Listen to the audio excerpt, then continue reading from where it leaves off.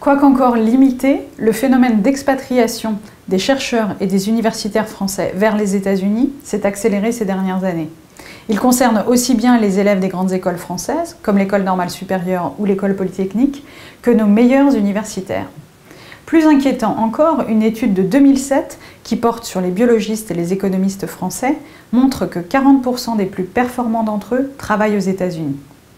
C'est dans ce contexte que l'Institut Montaigne a décidé de mener une étude sur la diaspora universitaire française aux États-Unis. Fondée sur une centaine de témoignages réalisés en France et de l'autre côté de l'Atlantique, cette étude dresse un bilan détaillé du brain drain français aux États-Unis et formule 12 propositions concrètes pour améliorer la compétitivité et l'attractivité de la France, non seulement vis-à-vis des chercheurs français, mais des chercheurs étrangers. Parmi ces 12 propositions, j'en citerai deux. D'une part, il est indispensable de recenser la population des chercheurs français expatriés à l'étranger, et d'autre part, la population des chercheurs étrangers formés en France.